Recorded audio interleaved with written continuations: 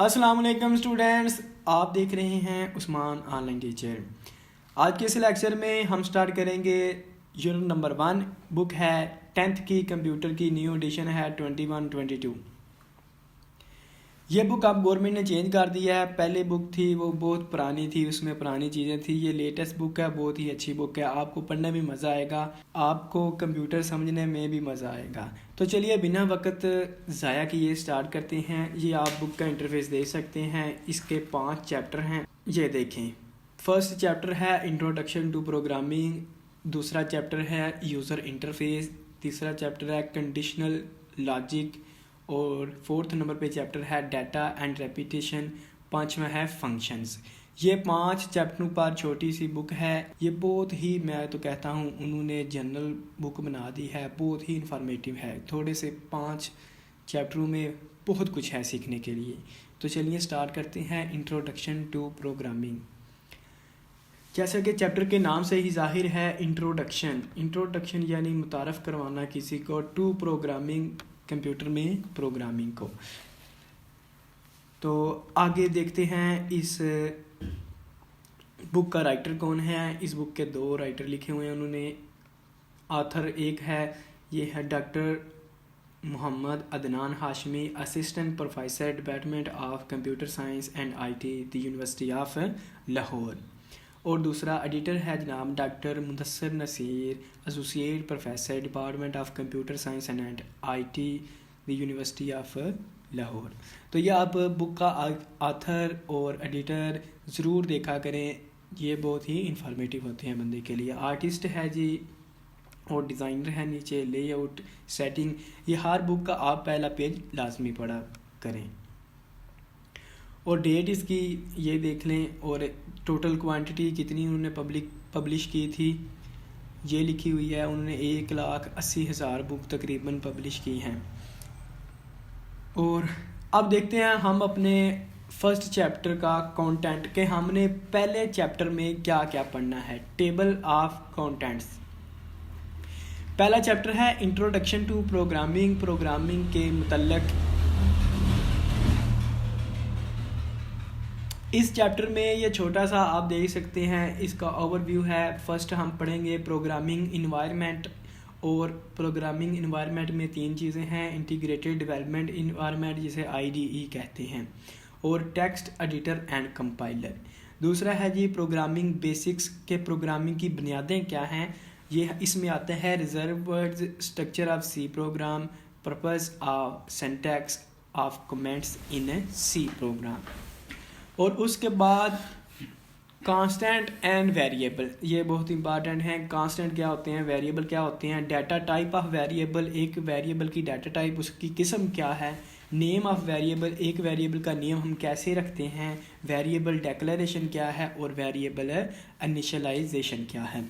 ये छोटा सा इसका इंट्रोडक्शन है इस चैप्टर का। तो चलिए हम स्टार्ट करते हैं इंट्रोडक्शन टू प्रोग्रामिंग इन्वायरमेंट से। तो प्रोग्रामिंग इन्वायरमेंट को समझने के लिए आपको सबसे पहले पता होना चाहिए व्हाट इज़ इन्वायरमेंट। इन्वायरमेंट को उर्दू में कहते हैं माहौल।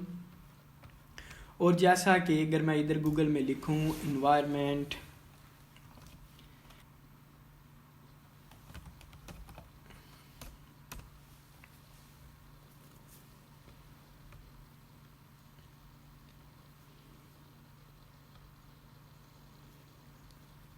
ये आप देख सकते हैं मैंने इन्वायरमेंट लिखा है, तो हमारी इन वर्ल्ड का इन्वायरमेंट आ गया है। इधर ये देखें सूखी पड़ी है ज़मीन, इधर थोड़ी हरी है। ये दुनिया का इन्वायरमेंट आ गया, ठीक है। अगर मैं लिखूं सिटी इन्वायरमेंट, तो अब देखें ये गूगल मुझे शो कर रहा है डिफरेंट कंट्रीज़ के सिटीज़। ये देखें, ये जी वो मुझे बता रहा है कि किसी शहर का माहौल ऐसा होगा। लेकिन अगर मैं कहता हूँ कि मुझे इन्वायरमेंट देखना है एक विलेज का, ये देखें वो मुझे एक गांव का माहौल दिखा रहा है कि गांव में लोग ऐसे रहते हैं, इनके घर ऐसे होते हैं, ये फसलें होती हैं इनकी, ठीक है। और मैं इसे कहता हूँ अब मुझे इन्वायरमेंट देखना है एक यूनिवर्सिटी का।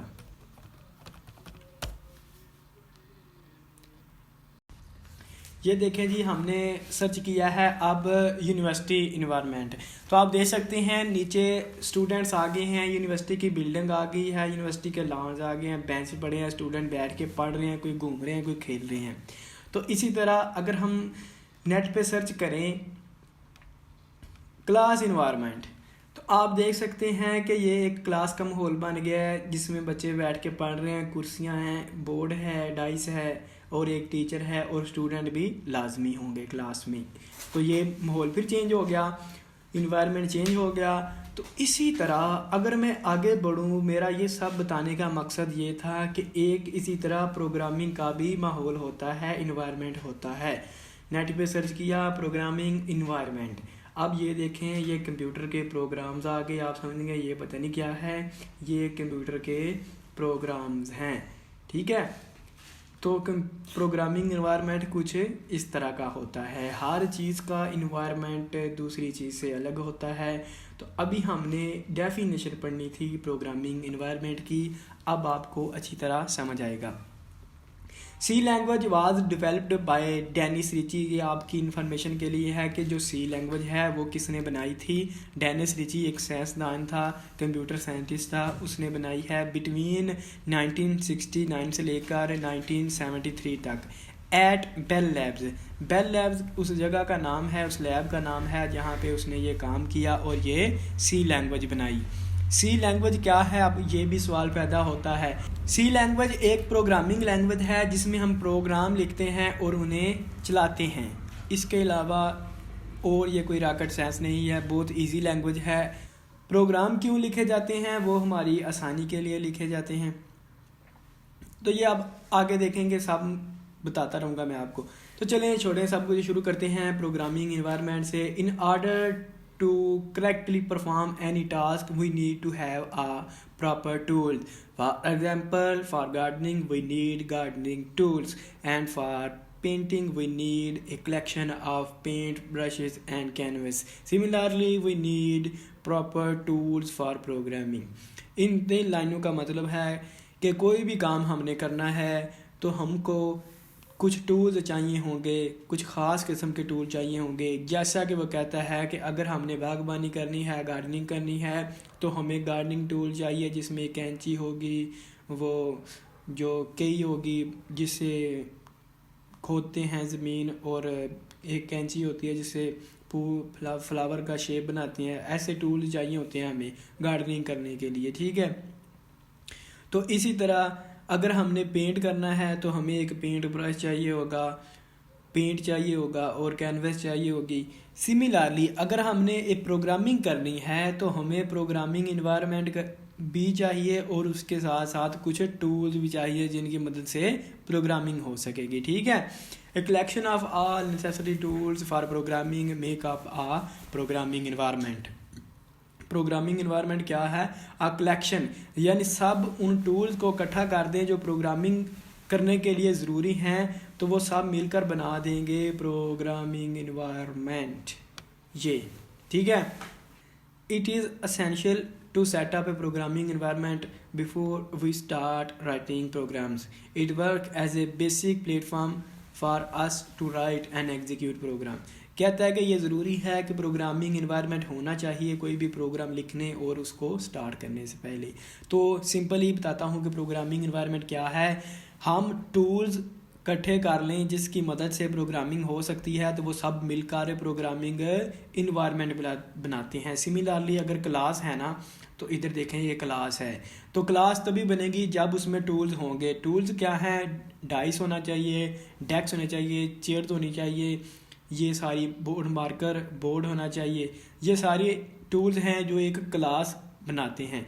इनके अलावा अगर इधर हम बेड लगा दें डाइस की जगह और टीचर की जगह कोई और आए, स्टूडेंट ना आए, तो फिर ये एक क्लास नहीं हम इसे कहेंगे, क्लास का माहौल नहीं कहेंगे, फिर तो बेडरूम हो गया ना। तो इसी तरह टूल्स ज़रूरी होते हैं। आगे इंटीग्रेटेड डेवलपमेंट इन्वायरमेंट यानी आईडी। अब मैं इसे आईडी कहूँगा तो आपने इसका समझ लेना है कि मैं इंटीग्रेटेड डेवलपमेंट इन्वायरमेंट कह रहा हूँ। A software that provides a programming environment to facilitate programmers in writing and executing computer program is known as the integrated development environment IDE. इसका मैं आपको सीधी ज़ुबान में बताता हूँ कि इसका क्या मतलब है। इसका मतलब है कि ऐसा बंदा जो आपको सारे टूल्स दे दे, बजाय इसके कि आप बाज़ार ले जाएं, फॉर एग्जांपल आपने पेंट करना है, घर में जाके एक बाल्टी पेंट की लेके आएँ, ब्रश लेके आएँ, फिर दूसरी चीज़ें लेके आएँ, सारे आप ग्लव्स लेके आएँ, रूलर लेके आएँ, सारे इकट्ठा करें चीज़ें, फिर पेंट करना शुरू कर दें। बजाय इसके कि आपको एक ऐसा बंदा मिल जाए जो आपको कहे कि मैं आपको ये सारा पैकेज देता हूँ, मेरे पास सामान पड़ा है, मैं आपको ला कर दे देता हूँ, ठीक है, और आप अपना काम कर लें। आपने एक एक चीज़ कलेक्ट नहीं करनी है, वो सब कुछ आपको प्रोवाइड कर देगा, ठीक है। वो आपका क्या लगता है, कोई रिश्तेदार हो सकता है ऐसे फ्री में तो नहीं देता कोई। तो ये समझ लें आईडी हमारा रिश्तेदार है, ये हमें सब कुछ खुद ला के दे देता है कि भाईजान आ जाएं, मेरे पास सब कुछ पड़ा है, आप एक एक चीज़ ढूंढेंगे तो आप वो ले लें, आप चलाएं, मैं आपकी मदद करता हूँ। तो ठीक है, ये हमारा प्रोग्रामिंग में रिश्तेदार होता है इंटीग्रेटेड डेवलपमेंट इन्वायरमेंट। ये अगर कंप्यूटर की ज़बान में कहूँ सॉफ्टवेयर, एक सॉफ्टवेयर होता है डैट प्रोवाइड्स, जो हमें मुहैया करता है अ प्रोग्रामिंग इन्वायरमेंट, माहौल बना के देता है टू फैसिलिटेट प्रोग्रामर जो प्रोग्राम लिखते हैं, in writing and executing, program लिखना और उसे चलाना, computer programs is known as integrated development. ये मदद करता है प्रोग्राम लिखने और चलाने में प्रोग्रामर की, ठीक है। An I D has a graphical user interface, एक आई डी का ग्राफिकल यूज़र इंटरफेस होता है। ग्राफिक्स का क्या मतलब है, एक फ़ोटो है, ये ऊपर देखें आपको ऐड नज़र आ रहा है, ये छोटा सा ग्राफिक्स, ये हाईलाइट, ये रेजर, ये छोटी छोटी ग्राफिक्स बनी हुई है ना, तो इनको ही ग्राफिक्स कहते हैं, ठीक है। जैसे मोबाइल में आपके आइकॉन होते हैं, तो ग्राफिकल यूज़र इंटरफेस क्या हुआ, जिसमें आइकन हो, ये एक ग्राफिकल यूज़र इंटरफेस है क्योंकि इसमें आइकन है। इसमें मैं दबाऊंगा ना, ये देखें, ये हाईलाइटर आ गया मेरे पास, इसको मैं ऐसे हाईलाइट कर सकता हूँ, ठीक है। तो ये ग्राफिकल यूज़र इंटरफेस है, इसलिए मैं ग्राफिक्स से ये चीज़ें कर सकता हूँ। इधर दबाऊंगा तो ये प्रिंट हो जाएगा, ठीक है। ये शक्ल ही मुझे बता देती है, ग्राफिक्स नज़र आ रही है। ऐसे इंटरफेस को हम ग्राफिकल यूज़र इंटरफेस कहते हैं, जिसमें ग्राफिक्स के साथ चीज़ें एक्सप्लेन की जाएँ। It's using window buttons to provide input and output, get output, and ID consists of tools help programming that throughout the phases of writing executing। ये नीचे सब कुछ छोड़ें, उसने क्या क्या लिखा है। This is achieved by text editor compiler debugger in single interface। ये लाइन काम की है, ये आपने याद रखनी है इतनी। कहता है कि this is achieved by combining text editor compiler and debugger in a single interface. ID में क्या होता है कि इसमें एक टेक्स्ट एडिटर भी होता है और कंपाइलर भी होता है, डिबगर भी होता है, ये सारी चीज़ें हमें मुहैया करता है। अब ये तीनों क्या हैं, इनकी डेफिनेशन आगे आएगी तो हम देख लेंगे, ठीक है, डोंट वरी अबाउट इट। अब डिफरेंट आईडीज़ हैं, उनके नाम उन्होंने बताए हैं कि कौन कौन से आईडीज़ हैं। विजुअल स्टूडियो एक आईडी का नाम है, यानी इंटीग्रेटेड डेवलपमेंट एनवायरनमेंट का नाम है। ये एक ऐसा बंदा है जो हमें सब टूल मुहैया करता है। एक का नाम एक्स कोड है, एक का कोड डॉट ब्लॉक्स है, एक है डेव सी प्लस प्लस। तो ये जो 4th नंबर पर है डेव सी प्लस प्लस, हमारे पास भी यही है, हम इसी में डेवलपमेंट करेंगे, प्रोग्राम सीखेंगे। तो इसका दीदार मैं आपको करवा देता हूँ, ये बड़ा है, इसका खोल के आपको एक नज़र दीदार करवा देते हैं। ये आईडी है एक डेव सी प्लस प्लस, इसका नाम है, ये देखें ऊपर लिखा हुआ है डेव सी प्लस प्लस। ये ऐसा इसका इंटरफेस है।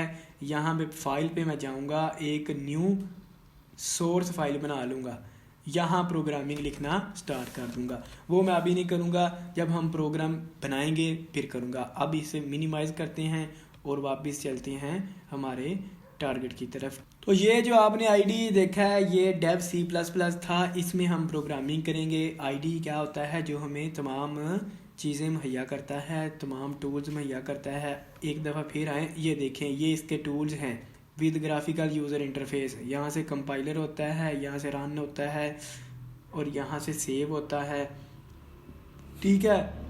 Use your web browser to find out the names of 3 different IDEs that can be use for a programming language. कहता है कि आप अपने इंटरनेट से ब्राउज़र से भी सर्च कर लें कि आईडीज़ क्या हैं, जिनको प्रोग्रामिंग के लिए इस्तेमाल किया जा सकता है। तो आपको मिल जाएंगे डिफरेंट, और भी हैं इन चारों के अलावा, और भी हैं बहुत। अब देखते हैं आईडीई एक चीज़ हमें मुहैया करता था, text editor. What is text editor? देखते हैं टेक्स्ट एडिटर क्या है। Text editor is a software, ये भी एक सॉफ्टवेयर है। ले जी, ये हमें पता चल गया कि टेक्स्ट एडिटर एक सॉफ्टवेयर है।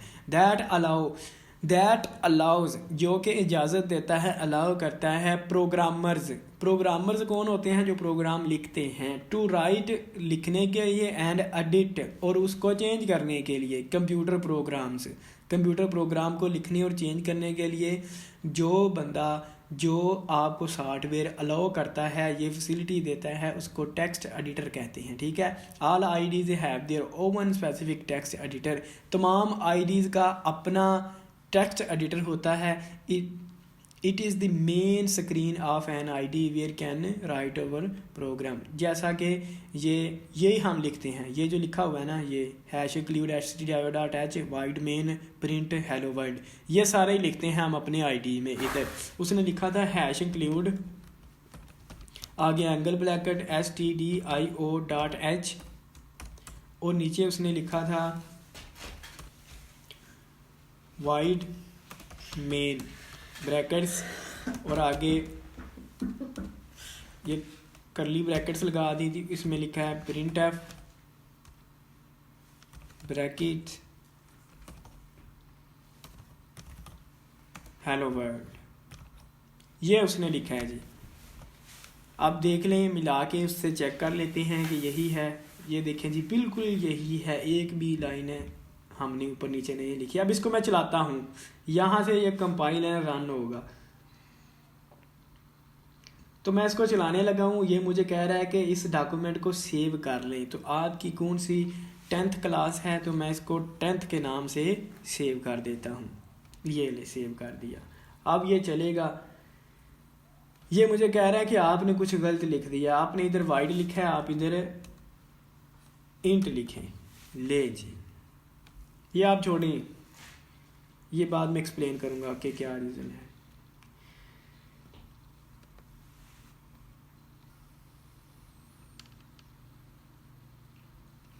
अब ये हमने अपना प्रोग्राम चलाया है, इस स्क्रीन पे आ जाएगा ये हेलो वर्ल्ड लिखा हुआ।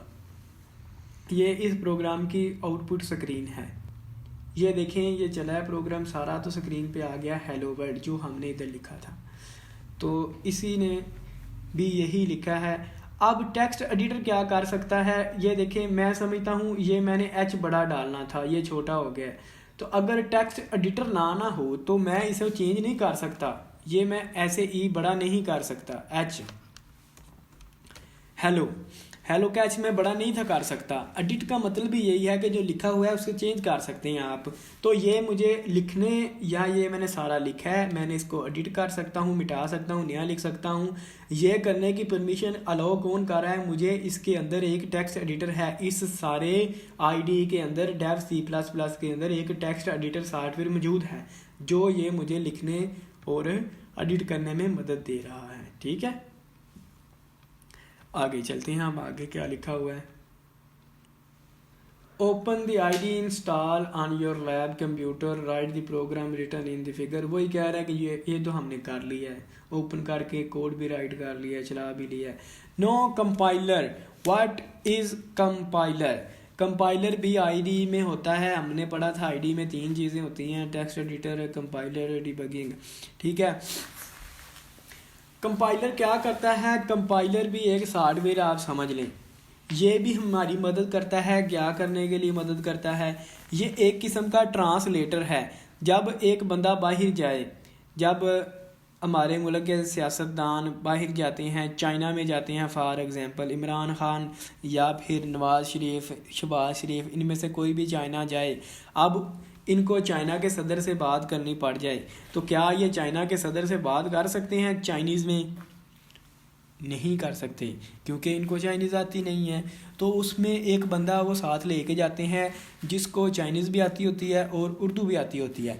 तो इनसे वो उर्दू में पूछता है, उनको चाइनीज़ में बताता है, और उनसे चाइनीज़ में सुनता है, इनको उर्दू में बताता है। उसे कहते हैं ट्रांसलेटर, कि ये ट्रांसलेट है, एक ज़बान को दूसरी ज़बान में ये तब्दील करके बता देता है।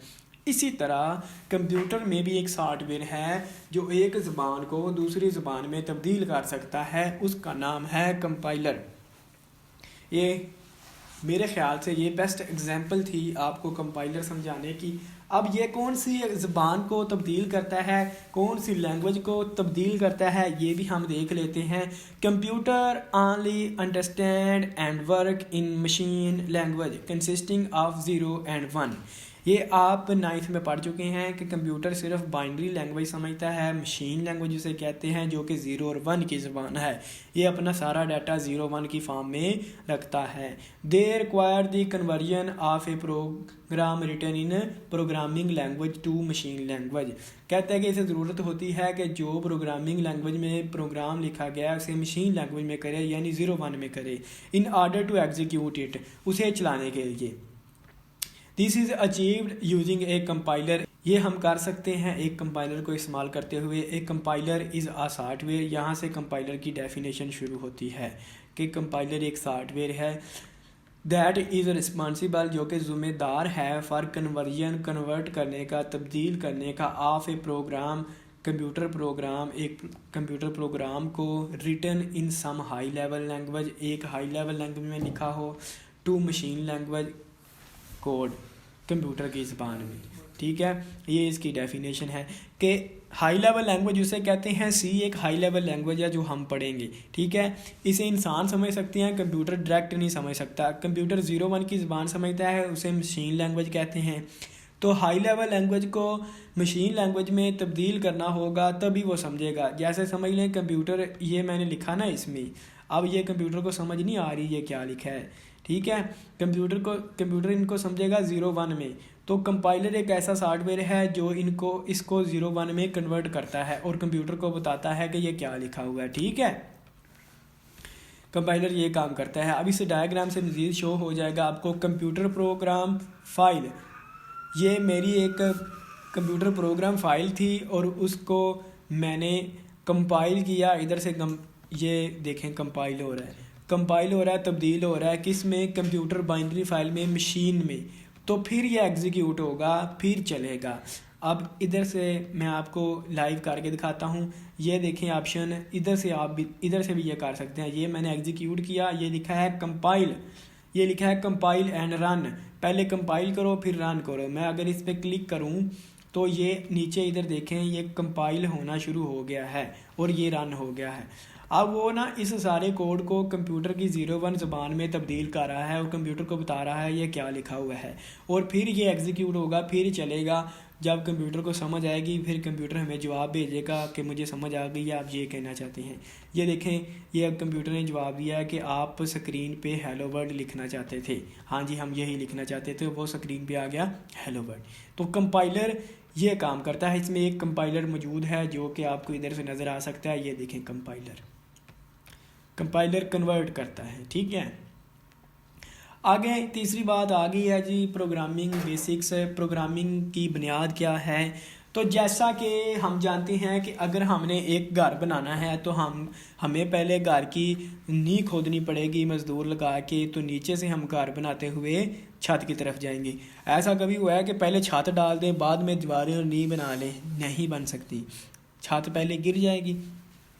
तो इसी तरह हर एक चीज़ की बेसिक्स होती हैं कि जिनकी बुनियाद पर वो खड़ी होती है। तो इसी तरह प्रोग्रामिंग की कुछ बेसिक्स हैं, वो हम पढ़ लेते हैं। ईच प्रोग्रामिंग लैंग्वेज, सिर्फ एक प्रोग्रामिंग लैंग्वेज नहीं है, बहुत सारी हैं, इसीलिए वो ईच प्रोग्रामिंग लैंग्वेज कह रहा है कि हर programming language has some primitive building blocks and provides some rules in order to write an accurate program. This set of rules is known as syntax of language. Syntax can be thought of as a grammar of programming language. While programming, if power syntax of or rules of programming language are not followed, the program does not get compiled. In this case, the compiler generates an error. This kind of error are called the syntax error. मुझे पूरी पूरी उम्मीद है इस English की आपको एक लफ्ज़ की भी समझ नहीं आई होगी, फिर भी मैंने पढ़ दिया है। अब मैं आपको बताता हूँ ये क्या कहना चाहता है। ये हमसे कह रहा है कि हर एक प्रोग्रामिंग लैंग्वेज में कुछ प्रिमिटिव ब्लॉक्स होते हैं, यानी कुछ रूल्स लिखे होते हैं जिनको हम वायलेट नहीं कर सकते, तोड़ नहीं सकते। उन रूल को फॉलो करेंगे तो भी हमारा प्रोग्राम चलेगा। और उन सेट ऑफ रूल्स को उनको हम कहते हैं प्रोग्रामिंग लैंग्वेज का सिंटैक्स। ये आपने याद कर लेना है। सिंटैक्स को हम इस तरह समझ सकते हैं कि समझ लें ये एक ग्रामर है, जैसे इंग्लिश में टेंस होते हैं कि टेंस के हिसाब से फ़िक्रा करना है, तो इसी तरह इसमें भी ये इसके टेंस हैं, इसकी ग्रामर है कि इसी तरह लिखेंगे तो चलेगा, अदरवाइज गलत होगा। अगर हम गलत लिख देंगे तो एक एरर आएगा जिसको हम कहेंगे this kind of error is called the syntax error. Syntax error कि आपने कुछ गलत लिख दिया है। जैसा कि इसमें मैं एक सिंटैक्स एरर जनरेट करने लगा हूँ, आपने देखना है, वो हमें कंपाइलर बताएगा। कंपाइलर कहेगा भाईजान ये गलती कर दी है तुमने, मैंने एक छोटी ब्रैकेट मिटा दी है, अब ये गलती है ना, तो कंपाइल करते हैं, कंपाइल हमें बता देगा एरर। ये कंपाइल किया, ये देखे रेड कलर का रेड बत्ती लेके आ गया, वो कहता है कि भाईजान आप वायलेट कर रहे हैं, हमारे कानून तोड़ रहे हैं, हमारी ग्रामर तोड़ रहे हैं, हम आपका प्रोग्राम नहीं चलाएंगे। नीचे वो कह रहा है error expected before the string constant. वो कह रहा है कि आपने ना कोई एरर किया है, अब देखें क्या किया है। हमने ये एरर किया था, हमने इधर से ब्रैकेट ख़त्म कर दी थी, ब्रैकेट लगाएंगे तो ये अब पूरा सिंटैक्स हुआ है, ये सिंटैक्स एरर है, ठीक है। अगर इसमें कोई लफ्ज़ ना लिखा हो तो वो सिंटैक्स एरर होता है, तो हमने ब्रैकेट नहीं लिखी थी, वो सिंटैक्स एरर हो गया। तो ये एग्जीक्यूट करते हैं अब देखें कोई एरर नहीं आया, ज़ीरो एरर नीचे लिखा हुआ आ रहा है।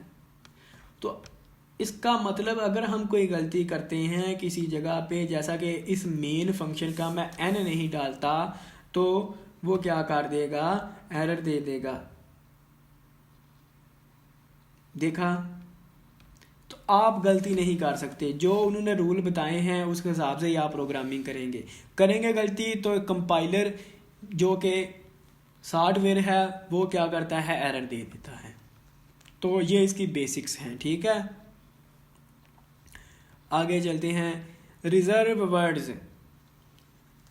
रिजर्व्ड का मतलब है एक चीज़ किसी ख़ास बंदे के लिए। जैसा कि हम कहीं जाएं, किसी गाड़ी में जाएं, किसी ट्रेन में जाएं, आप कभी गए हैं तो लोगों ने ट्रेन की सीटें बुक करवाई होती हैं, तो लोग सीटें बुक करवा देते हैं। अगर हम मुंह उठा के ऐसे ही ट्रेन में किसी सीट पे बैठने लगे ना, तो साथ वाले बंदे को अगर थोड़ी बहुत इंग्लिश आती हो ना, तो वो कहता है कि भाईजान ये सीट रिजर्व्ड है।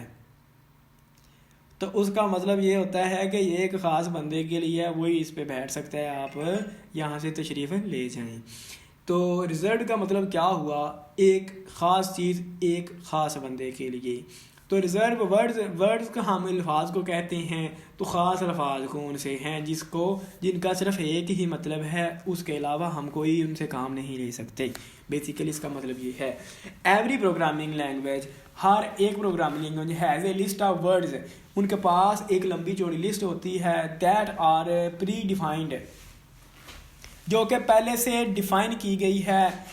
Each word has its specific meaning, हर एक लफ्ज़ का एक ख़ास मतलब है। Already known to the compiler, जो कि कंपाइलर जानता है कि किस वर्ड का क्या मतलब है। These words are known as reserve words are keywords, उनको हम रिजर्व वर्ड कहते हैं या कीवर्ड कहते हैं। If A programmer gives them a definition of its oven it causes A syntax error.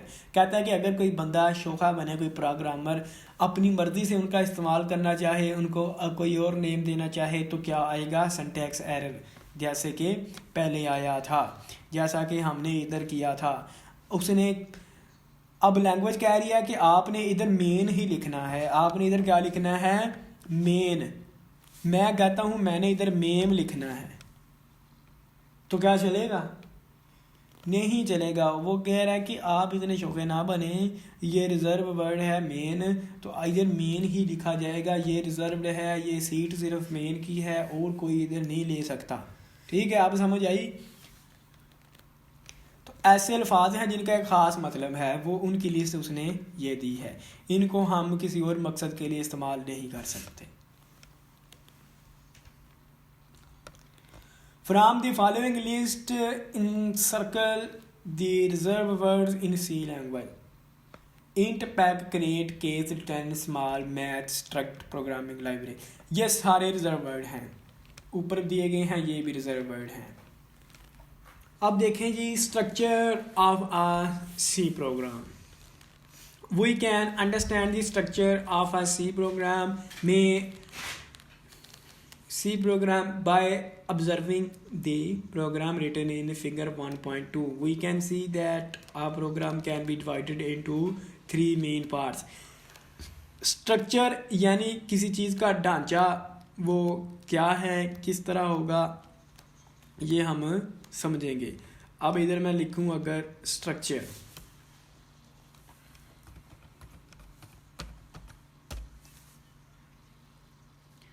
अब ये देखें, ये एक स्ट्रक्चर आ गया, ये स्ट्रक्चर आ गया, ये स्ट्रक्चर आ गया।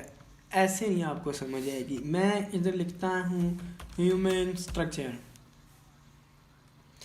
ये इंसानी जिस्म का ढांचा है कि हर इंसान का जिस्म बिल्कुल ऐसा ही होगा। ठीक है, ये जनरल स्ट्रक्चर होता है कि औरत है तो ऐसा होगा, मर्द है तो ऐसा होगा। अगर मैं इधर लिखूँ एक बिल्डिंग स्ट्रक्चर, अब नक्शा आ जाएगा। ये देखिए, ये इस बिल्डिंग का ढांचा है। ठीक है, ये इस बिल्डिंग का ढांचा है, स्ट्रक्चर।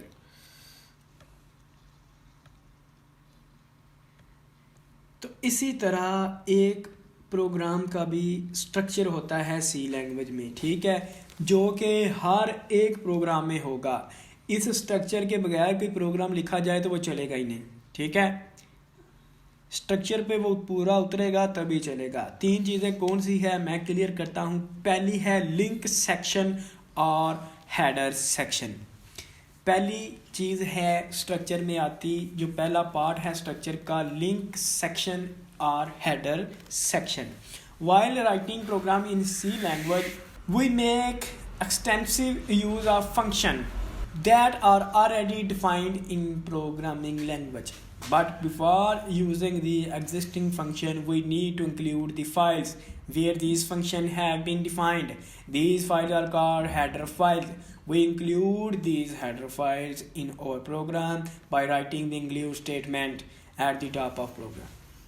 मे भी आपको इसकी समझ ना आई हो, चले मैं सिंपल अल्फाज में बताता हूँ। कहते हैं कि जब हम प्रोग्रामिंग लैंग्वेज में एक प्रोग्राम लिखते हैं, वी नीड, हमको ज़रूरत पड़ती है फंक्शंस की। किसकी? फंक्शंस की। तो वो फंक्शन क्या होते हैं? वो ऑलरेडी डिफाइंड होते हैं सी लैंग्वेज में कि किस फंक्शन ने क्या करना है, ये डिफाइन होता है। Before using this function we need to include the file. कहता है कि इस फंक्शन को इस्तेमाल करने से पहले हमको वो फाइल लेके आनी पड़ेगी जिस फंक्शन में जिस फाइल में ये डिफाइन है, जिस फाइल में ये लिखा हुआ है कि इस फंक्शन ने क्या करना है। उस फाइल को कहेंगे हेडर फाइल। उस फाइल को क्या कहेंगे? Header file. उस फाइल को प्रोग्राम में शामिल करने, इंक्लूड करने के लिए जो हम स्टेटमेंट लिखते हैं वो है इंक्लूड स्टेटमेंट। उम्मीद है आपको ये समझ आ गई होगी कि कुछ फंक्शंस होते हैं जिनको इस्तेमाल करते हैं, वो फंक्शन किसी फ़ाइल में स्टोर होते हैं और उस फाइल में लिखा होता है कि इस फंक्शन ने क्या करना है। और उस फाइल को प्रोग्राम में लेके आने के लिए हम क्या करते हैं? हेडर फाइल को इंक्लूड करते हैं। हेडर फाइल उस फाइल को कहते हैं जिसमें वो फंक्शन स्टोर हैं, और उसको इंक्लूड करने के लिए, शामिल करने के लिए इंक्लूड स्टेटमेंट लगाते हैं। सम प्रैक्टिकल देखते हैं। General structure of including statement कहता है कि किसी स्टेटमेंट को इंक्लूड करने का स्ट्रक्चर ये है कि उस हैश लिखें, इंक्लूड लिखें, हेडर फाइल का नाम एंगल ब्रैकेट्स में लिख दें, जैसा कि हमने इधर किया हुआ है। ये मैंने एक हेडर फाइल इंक्लूड की है जिसका नाम है stdio.h।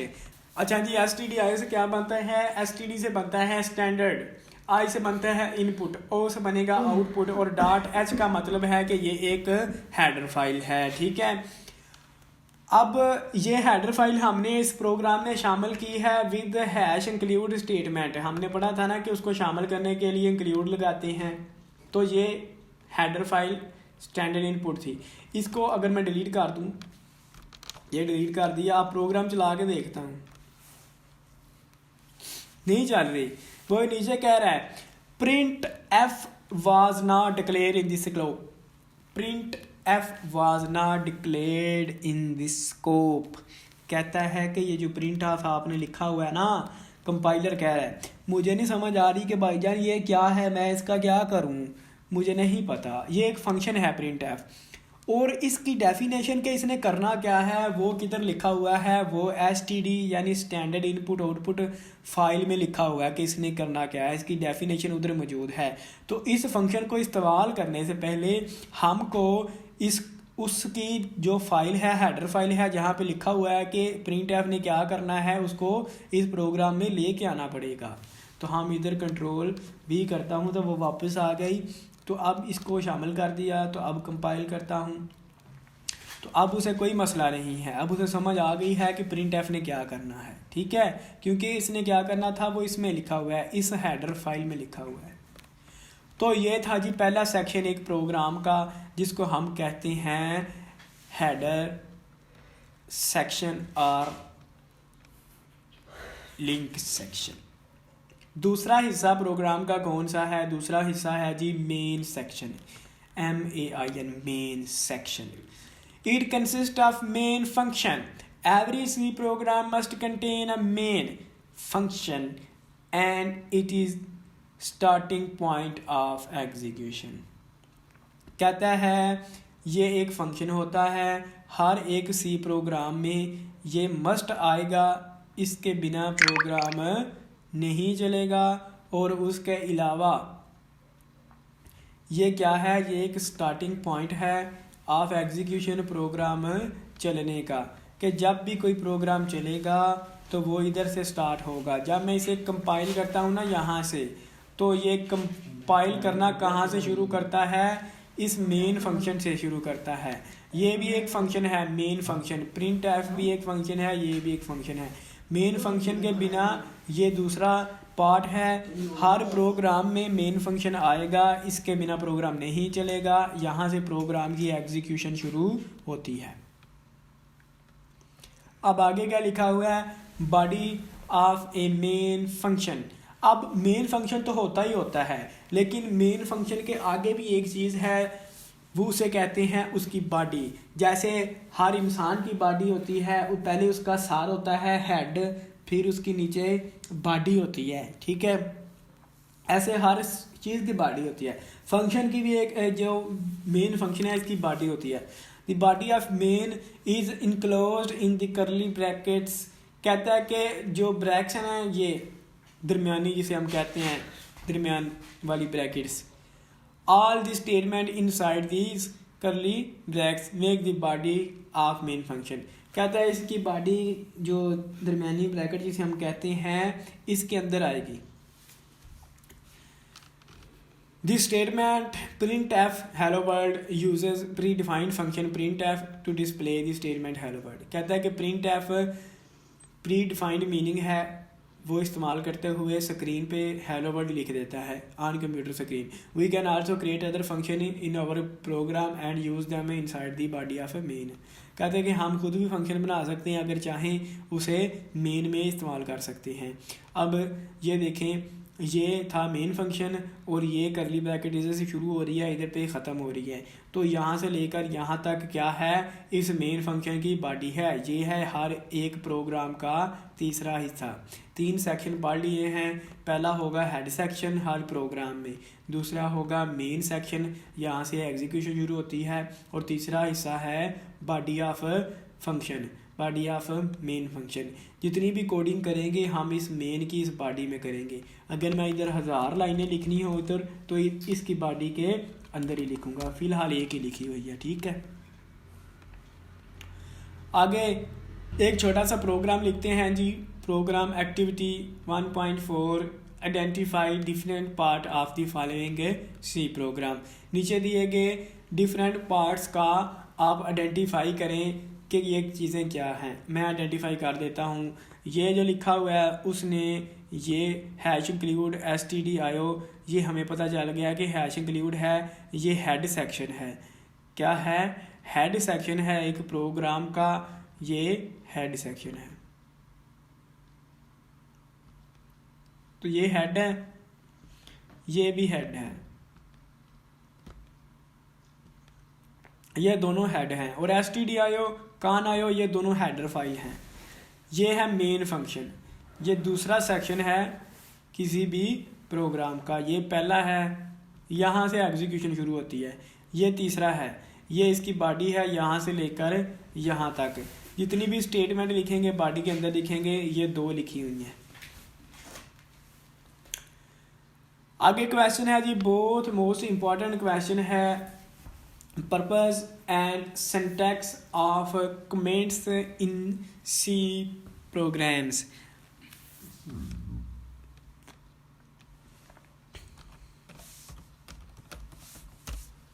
मैंने गूगल पे सर्च किया व्हाट इज कमेंट्स, ये देखें नीचे आ गया कमेंट। हैव योर से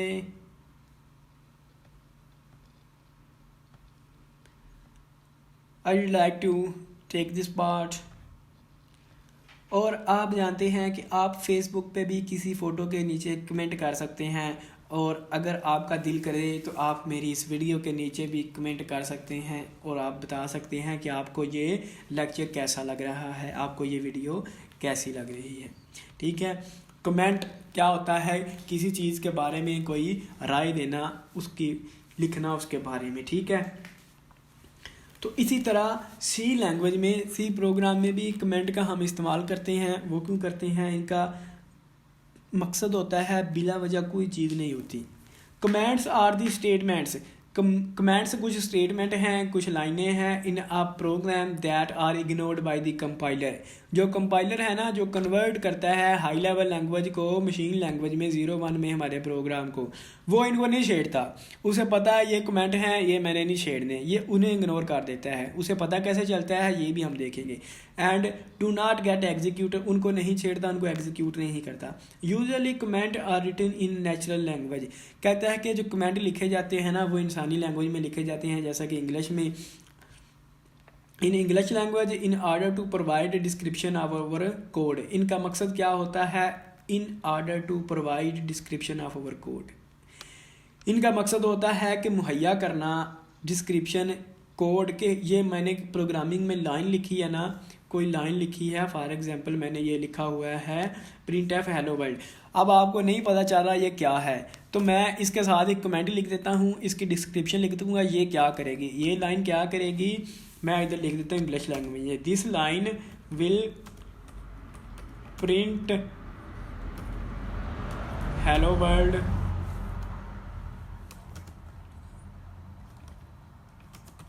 ऑन स्क्रीन।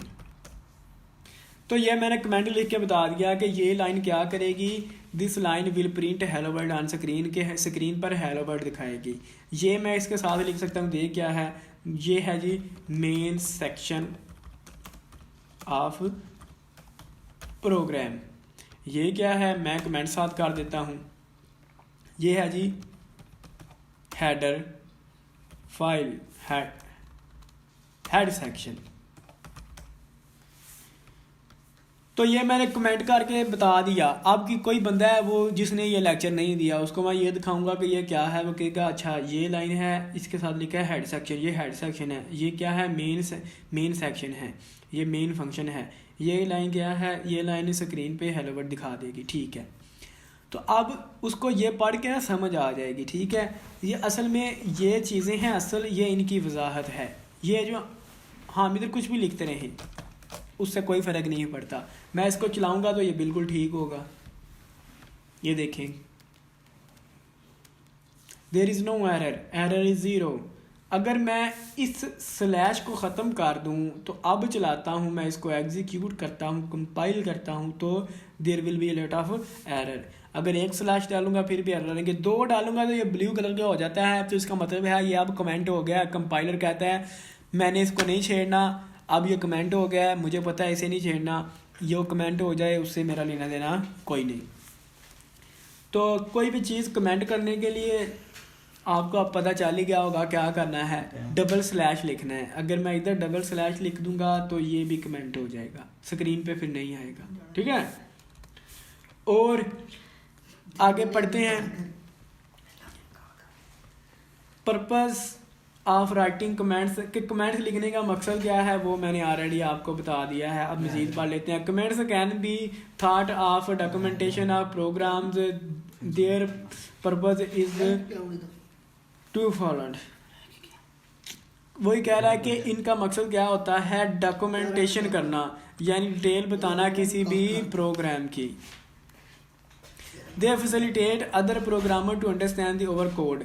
ये कहते हैं कि दूसरे प्रोग्राम को हमारा कोड समझने में मदद देते हैं, फैसिलिटेट करते हैं। They help us to understand over code even after years of writing it. ये हमारी मदद करते हैं हमारा अपना ही लिखा हुआ प्रोग्राम कोड समझने सालों बाद। कहता है कि they help us to understand over one code even after years of writing it. कहता है कि अगर हमने अपना कोड लिखा है, ये मैंने आज लिखा है ये सारा, तो मैंने 7 कमेंट लिखे हैं, मैं 10 साल बाद भी इसे देखूंगा ना तो मुझे कमेंट पढ़ के याद आ जाएगा ये क्या लिखा हुआ है। हो सकता है वैसे मैं भूल जाऊँ। We do not want these statements to be executed because it may cause syntax error as statement are written in natural language। कहता है कि इनको एग्जीक्यूट नहीं करते वरना एरर आ जाता है।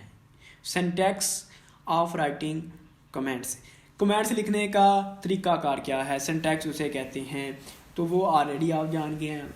इन C programming language there are 2 types of comment. अब देख रहे हैं एक नई बात आ गई है, कमेंट कितने टाइप के हैं। कमेंट्स 2 टाइप के होते हैं, एक है सिंगल लाइन कमेंट्स, एक है मल्टी लाइन कमेंट्स। नाम से ही वाज़ेह हो गया है कि सिंगल लाइन, सिंगल का मतलब एक, जैसे कि शायद आप हैं, और मल्टी का मतलब ज़्यादा।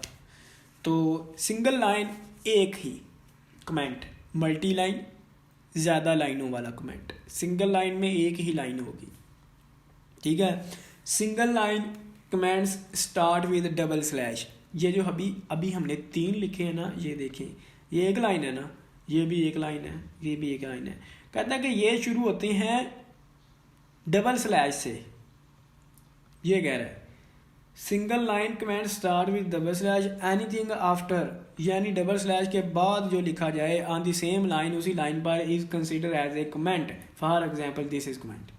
ये मैंने दिखा दिया आपको। मल्टी लाइन क्या है, multi line comments start with slash star and end with star slash. Anything between these consider as a comment even on multiple line. For example multi comment मैंने लिखना हो तो मैं क्या करूँगा, तो मैं डबल स्लैश नहीं लगाऊंगा, फिर मैं एक स्लैश डालूंगा, उसके आगे स्टार डालूंगा, और उसके आगे मैं दूसरी लाइन पे आता हूँ, इधर मैं कुछ लिखता रहता हूँ, तीसरी, चौथी, 5वीं, 6ठी, 7वीं, ऐसे मैंने बहुत सारे डिटेल लिख दी। अब मैंने इसको कमेंट बनाना है तो मैं एंड पे क्या लगा दूंगा, स्टार स्लैश। तो अब ये कमेंट हमारा यहाँ से लेकर यहाँ तक कमेंट हो गया है। ये देखें कितनी लाइनों पे आया हुआ है, 1 2 3 4 5 6 7 8 9 10 लाइनों पे कमेंट लिखा है, मल्टी लाइन कमेंट है। तो कैसे शुरू होगा, स्टार स्लैश स्टार से और स्टार स्लैश पे ख़त्म होगा। इसके दरमियान जो भी लिखते जाएं वो क्या हो जाएगा, वो कमेंट हो जाएगा, ठीक है। अब आपको ये पता चल गया कि मल्टी लाइन और सिंगल लाइन, उसने ये एग्जांपल दी है कमेंट क्या होता है, और उसके बाद ये लिख के भी दिखाया है। ऊपर हैश इंक्लूड लिखा है और नीचे ये कमेंट लिखा हुआ है मल्टी लाइन, और नीचे ये एक सिंगल लाइन है, ये भी एक सिंगल लाइन है। मैंने आपको प्रैक्टिकल करके दिखा दिया है, ये आपको ऑलरेडी समझ आ गया होगा। अब activity 1.4 tick violate comments among the following. कहता है कि इनमें से सही कमेंट कौन कौन से हैं उनको टिक करें। ये गलत है क्योंकि इसने स्टार स्टार लगा दिया है। ये एक स्लैश लगाई है, ये भी गलत है। ये परसेंटेज लगाया, ये भी गलत है।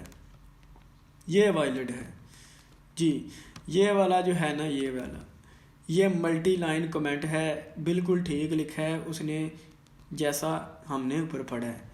और ये वाला गलत है क्योंकि इसने एंड पे गलत कर दिया है। और ये वाला भी गलत है।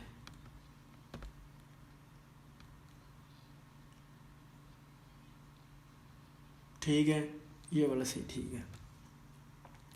Constant and variables. अब देखें जी, कांस्टेंट्स एंड वेरिएबल्स, ये दो चीज़ें बहुत ही इंपॉर्टेंट हैं और ज़्यादा मुश्किल भी नहीं है। Each language has a basic set of alphabets character that are combined in an allowable manner to form words, and then these words can be used to form sentences. Similarly, in C programming language we have a character set that includes, कहता है कि हर programming language में कुछ character होते हैं, कुछ alphabets होते हैं और उनको हम जोड़ के क्या बनाते हैं, वर्ड्स बनाते हैं। तो इसी तरह सी लैंग्वेज में भी करैक्टर सेट होते हैं, उनको वर्ड्स बनाते हैं। अल्फ़ाबेट कौन से होते हैं, ए बी सी, ये बड़ी ए बी सी होती है जेड तक और छोटी ए बी सी होती है जेड तक। और उसके बाद क्या होता है, हमारे पास 0 से लेकर 9 तक डिजिट होते हैं। इन सब को मिला के हम कोई भी डिजिट बना सकते हैं। और उसके पास तीसरी चीज़ क्या होती है, स्पेशल सिंबल्स होते हैं जिसमें ये सारी सिंबल्स आ जाती हैं, इनको सिंबल्स कहेंगे। These alphabets, digits and symbols when combined in a allowable manner form constant variable keywords, also known as reserved words. We have already discussed the concept of reserved word. In the following we discuss the concept of constant variable. कहता है कि ये तीनों चीज़ें मिला के क्या बनाती हैं, वेरिएबल बनाती हैं या फिर कीवर्ड बनाती हैं या फिर कांस्टेंट बनाती हैं। कीवर्ड हमने पहले ही पढ़ लिया, तो आप वेरिएबल कांस्टेंट पढ़ेंगे। What is constant? कांस्टेंट क्या है? कांस्टेंट ऐसी चीज़ साकन हो, जो आपने ये फिजिक्स में पढ़ा होगा, साकन चीज़ को कांस्टेंट कहते हैं, जो एक जगह से हिलती नहीं। कांस्टेंट जैसा कि आप देख सकते हैं कि फ़लाना बंदा अपनी बात से नहीं फिरता, तो हम उसको कहेंगे इसकी बात कांस्टेंट होती है, जो कि कभी तब्दील नहीं होती। तो कंप्यूटर की ज़बान में कांस्टेंट क्या है? कांस्टेंट आर दी वैल्यूज़, ये एक ऐसी कीमतें होती हैं that can not B change, जो चेंज नहीं होती बाय प्रोग्राम, जिनको प्रोग्राम चेंज नहीं कर सकता। फॉर एग्जांपल वो 5 है या 3.7 है, कोई भी कीमत है, वो इसको प्रोग्राम चेंज नहीं कर सकता। ठीक है, ये आपने याद रखना है कि प्रोग्राम की एग्जीक्यूशन के दौरान जो कीमतें चेंज नहीं होती, जिनको प्रोग्राम चेंज नहीं कर सकता, उनको हम कांस्टेंट कहते हैं। Primarily we have 3 types of constant. कहता है कि हमारे पास बुनियादी तौर पर 3 किस्म के कांस्टेंट होते हैं। पहला है जी इंटीजर कांस्टेंट, दूसरा रियल कांस्टेंट, तीसरा है करैक्टर कांस्टेंट। इंटीजर कांस्टेंट देख लेते हैं। इंटीजर कहते हैं बेसिकली तो नंबर्स को ही कहते हैं, लेकिन ऐसे नंबर होते हैं जिनमें अशारिया नहीं आता, जिनमें डेसिमल नहीं आता। वो माइनस में भी हो सकते हैं, प्लस में भी हो सकते हैं। These are the values without a decimal point. वही बात कह रहा है कि जिसमें डेसिमल नहीं आता वो इंटीजर कहते हैं। फॉर एग्जांपल 7, ये देख लें सारी, इनमें डेसिमल अशारिया नहीं आ रहा, माइनस में हो सकते हैं। They can be positive and negative, देखा ये माइनस भी हो सकते हैं, प्लस भी हो सकते हैं। If the value is not preceded by a sign, कहता है कि अगर उसके साथ कोई लामत नहीं लगी हुई, it is consider as a positive, तो समझेंगे हम ये पॉजिटिव है। जैसा इसके साथ कोई लामत नहीं है तो हम समझेंगे ये जमा का है, इसके साथ माइनस है तो हम कहेंगे ये नफ़ी का है। रियल कांस्टेंट कौन से होते हैं? दीज आर दी वैल्यूज़, ये भी वैल्यूज़ ही होती हैं इंक्लूडिंग ए डेसिमल पॉइंट, कि जिनमें अशारिया आता है। तो जिनमें अशारिया आता है उनको रियल वैल्यूज़ कहेंगे, रियल कांस्टेंट कहेंगे, और जिनमें अशारिया नहीं आता उनको इंटीजर कांस्टेंट कहेंगे। ठीक है, कांस्टेंट क्या होते हैं? जो प्रोग्राम में चेंज नहीं होती, जो values. Character constant, any single small case letter, upper case letter, digit, punctuation mark, special symbol enclosed with the single quotation is considered a character constant। कहता है कि कोई भी चीज़ चाहे वो छोटी ABC का कोई हिस्सा हो, बड़ी का हो, कोई नंबर हो, कोई डिजिट हो, कोई स्पेशल सिंगल हो, कोई स्पेशल सिंबल हो, तो उसको अगर हम इन सिंगल कोटेशन के अंदर लिख दें तो उसे हम क्या कहेंगे, उसे करैक्टर कहेंगे। जैसा कि ये 5 लिखा हुआ है, 7 AX, ये एक्सप्लेनेटरी और ये सेमीकोलन। सिंगल कोटेशन के अंदर लिखना है, होगा एक ही, ये नहीं हो सकता इधर मैं 57 लिख दूँ या मैं 76 लिख दूँ, 2 नहीं आ सकते, एक ही आएगा, वो कोई भी आ जाए, ठीक है। A digit used as a character constant 9, it is different from a digit used as an integer constant 9. We can add two integer constant to get the obvious mathematical result 9 plus 8 is equal to 7, but we cannot add the character constant to another character constant to get the obvious mathematical result। ठीक हो गया। कह रहा है कि अगर integer और constant है उनको जमा कर सकते हैं, लेकिन कांस्टेंट करैक्टर हो, दोनों करैक्टर्स को जमा नहीं कर सकते। नीचे दिया गया identify the type of constant for each of the following values. Identify the type of constant, कहते हैं कि नीचे दिए गए में से बताएं कि कौन सा नंबर किस टाइप का है। इसमें इशारिया नहीं है तो ये है जी इंटीजर और ये पॉजिटिव इंटीजर है, और इसमें इशारिया आ गया है, ये एक रियल है, रियल कांस्टेंट, क्योंकि इसमें एक डेसिमल वैल्यू है। इसमें सिंगल कोटेशन के अंदर स्टार एक अलामत आ गई है, तो ये एक करैक्टर है, करैक्टर इसकी डाटा टाइप है। इसकी -21 है तो ये भी इंटीजर में आ गया, इसमें भी इशारिया आ रहा है तो ये रियल में आ गया, ये करैक्टर में आ गया। ये -12.3 लिखा है लेकिन इसमें इशारिया आ गया है तो ये रियल में आ जाएगा, ये इंटीजर में, ये भी रियल में और ये करैक्टर में। अब हमने कांस्टेंट तो पढ़ लिया, वेरिएबल क्या है। वेरिएबल कांस्टेंट का बिल्कुल उल्ट है, ठीक है।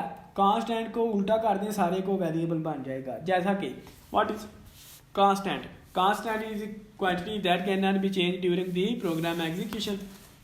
कांस्टेंट एक ऐसी वैल्यू है जो प्रोग्राम में चेंज नहीं होती, जिसको प्रोग्राम चेंज नहीं कर सकता। Now what is variable, variable is actually name given to a memory location as the data in physical store inside the computer memory. Computer में मेमोरी होती है ना, हमारी रैम होती है, तो उसमें एक ख़ास पार्ट को, जैसा कि ये सारी रैम है, इतने से पार्ट को ना एक नाम दे दिया जाता है मेमोरी लोकेशन का, उसे को हम वेरिएबल कहते हैं। और दूसरी आप कह सकते हैं the value of variable can be change in the program. ऐसी वैल्यू जो प्रोग्राम में चेंज हो जाती है उसे वेरिएबल कहते हैं, जो चेंज नहीं होती उसको कहते हैं constant. It means that in a program if a variable contain value 5 then the later we can give it another value that replace by the 5। कहते हैं कि अगर वेरिएबल की कीमत 5 है ना तो बाद में हम चेंज करके उसे 6 दे सकते हैं, कोई भी दे सकते हैं, लेकिन कांस्टेंट को चेंज नहीं कर सकते प्रोग्राम के में, हमने ये देखा है। Each variable has a unique name, हर एक वेरिएबल का क्या होगा, यूनिक का मतलब क्या है कि उस जैसा कोई नहीं, यूनिक नेम होना चाहिए। जैसा कि इंसानों के नाम होते हैं, जैसा मैं उस्मान हूँ तो अब दुनिया में हज़ारों उस्मान होंगे, तो मेरा नाम तो यूनिक ना हुआ, आपका नाम भी यूनिक नहीं होगा। यकीनन आपके नाम का कोई ना कोई इंसान होगा इस दुनिया में, तो आपका नाम तो यूनिक नहीं है। लेकिन वेरिएबल जो होता है ना, वेरिएबल का नाम यूनिक होता है, उस प्रोग्राम में उस नाम का कोई और वेरिएबल नहीं आ सकता, वो अकेला होगा उस नाम का, ठीक है। कॉल्ड आइडेंटिफायर, वेरिएबल के नाम को हम क्या कहते हैं, आइडेंटिफायर। जैसा कि हमारा जो पे फॉर्म है या हमारा शनाख्ती कार्ड है, आईडी कार्ड है, वो हमारी आइडेंटिटी है, हमारी शनाख्त है, हमारा आइडेंटिफायर है। तो इसी तरह हम जानते हैं हमारा शनाख्ती कार्ड नंबर किसी से मैच नहीं हो सकता, नाम तो हो जाता है, तो इसी तरह जब हमारा शनाख्ती कार्ड नंबर सबसे अलग होता है तो हम वो शनाख्त कर सकते हैं कि ये फ़लाँ बंदा है, इस जैसा और कोई नहीं, तो ये इसका शनाख्ती कार्ड है। तो इसी तरह वेरिएबल का तो पहले ही नाम ही यूनिक होता है, उसके नाम का कोई और नहीं होता, तो इसलिए वो उसका शनाख्त है, आइडेंटिफायर है। And has a data type, और हर एक वेरिएबल की डाटा टाइप होगी। डाटा टाइप से मुराद है कि ये एक इंटीजर है, फ्लोट है या करैक्टर है। Data type describe the type of data that can be stored in the variable. C language has different data type such as int, float and character. Int से मुराद है इंटीजर, फ्लोट से मुराद है real value, character से मुराद है character, चार से मुराद सी है चार character. The types int, float and char are the used to store integer, real and character data respectively। जब respectively मतलब आएगा तो इसका मतलब है कि ये जिस तरतीब में इधर से लिखे हैं ना, इस तरतीब में आपने इधर से देखना है। ये लाइन नहीं सीधी लग रही, ये देखें, इधर पहले इंट लिखा है तो इधर से पहला इंटीजर, इधर फ्लोट लिखा है तो इधर से दूसरा रियल, इधर चार लिखा है इधर से तीसरा करैक्टर, इसका मतलब रिस्पेक्टिवली है। Shows the matching data types in the C programming against different types of data. ये देखें टाइप्स ऑफ डाटा, इंटीजर के लिए कौन सा कीवर्ड इस्तेमाल होता है सी लैंग्वेज में? इंट। वो कैसे होते हैं? जैसे 1 2 3 जिसमें इशारिया नहीं आता। दूसरी डाटा टाइप क्या है? रियल के लिए क्या लिखते हैं? फ्लोट प्रोग्राम में, ये ऐसी होती है जिनमें इशारिया आता है। तीसरी है करैक्टर प्रोग्राम में लिखेंगे 4 और ये सिंगल कोटेशन में कोई भी आ सकता है। डाटा टाइप्स ऑफ वेरिएबल, जैसे कांस्टेंट की डाटा टाइप्स पढ़ी थी 3, इसी तरह वेरिएबल की डाटा टाइप्स होती हैं 3। Each variable in C language has a data type, हर एक वेरिएबल की डाटा टाइप होगी। The data type not only describe the type of data, यह सिर्फ ये नहीं बताती कि किस किस्म का डाटा है, type of data to be stored inside the variable, but also the number of bytes that the compiler need to reserve for the data storage. ये साथ साथ ये भी बताती है कि इस वेरिएबल को कितनी मेमोरी चाहिए स्टोर होने के लिए कंप्यूटर में। In the following we discuss different data types provided by C language. Did you know some compiler use 2 bytes of memory to store an int value? In such compiler an int value range from 32 to 32 minus से plus 32,000 के दरमियान। लेकिन आप इधर देखें जो आपका पहला डाटा टाइप आ गई इंटीजर वेरिएबल। इंटीजर वेरिएबल जो किस्म है उसको कंप्यूटर में लिखने के लिए हम इंट लिखते हैं, जैसा कि मैंने लिखा भी था। ये देखिए इंट मेन, अब इसका मतलब है इंटीजर मेन, डाटा टाइप है इसकी। और आगे देखें integer data type is use to store integer values. Integer data type integer values store करने के लिए इस्तेमाल होती है। इंटीजर टेक्स अप 4 बाइट्स, ये आम सी क्यूज आ जाता है कि इंटीजर कितनी बाइट्स लेता है, तो आपने मेमोरी में कहना है ये 4 बाइट्स लेता है। To declare a variable of type integer we use the keyword int. कोई भी वेरिएबल को डिक्लेयर करने के बनाने के लिए हम कीवर्ड इंट का इस्तेमाल कर सकते हैं, ये हम देख चुके हैं। दूसरा है जी इंटीजर की आगे 2 किस्में हैं, एक है साइंड एक है अनसाइंड। ये हम पढ़ चुके हैं कि जिसके साथ कोई इलामत ना हो वो पॉजिटिव होगा, जिसके साथ कोई इलामत हो वो नेगेटिव होगा। तो इसलिए साइंड इंट वो होती हैं जिनके साथ कोई इलामत होगी प्लस या माइनस की। A signed int can store both positive and negative values, यानी उसमें मनफी के वैल्यूज भी आ सकती हैं और प्लस की भी आ सकती हैं। By default type int is considered as the signed integer। Unsigned int क्या होता है? An unsigned int that can store only positive values। यह सिर्फ पॉजिटिव वैल्यू स्टोर करता है, नेगेटिव नहीं करता। अनसाइंड होता है ना, इसके साथ कोई इलामत नहीं दी जाती। Keyword unsigned int is use to declare the unsigned int. अगर हमने अनसाइंड बनाना है तो हम अनसाइंड इंट लिखेंगे, अनसाइंड लिख के आगे इंट लिख देंगे, आगे वेरिएबल नेम। तो इसकी रेंज इतनी होती है और इसकी रेंज -2 से लेकर +2 तक होती है, ये रेंज लिखी हुई है। आगे देखें जी, फ्लोट पॉइंट, फ्लोटिंग पॉइंट जिसे हम फ्लोट कहते हैं, जिसे हम रियल कहते हैं। Float data type is use to store real numbers, जिसमें इशारिया आता है, डेसिमल पॉइंट आता है, उनको स्टोर करने के लिए जो डाटा टाइप इस्तेमाल होती है ना, वो फ्लोट है। Up to 6 digit of precision, यानी इशारिया के बाद 6 हिस्सों तक। To declare a variable of type float, float किस्म का वेरिएबल बनाने के लिए वो यूज़ द कीवर्ड फ्लोट, हम कीवर्ड फ्लोट का इस्तेमाल करते हैं। A float uses 4 byte, integer भी 4 बाइट लेता था, ये भी 4 लेता है। इट वैल्यूज रेंज फ्राम, इतनी इसकी रेंज है।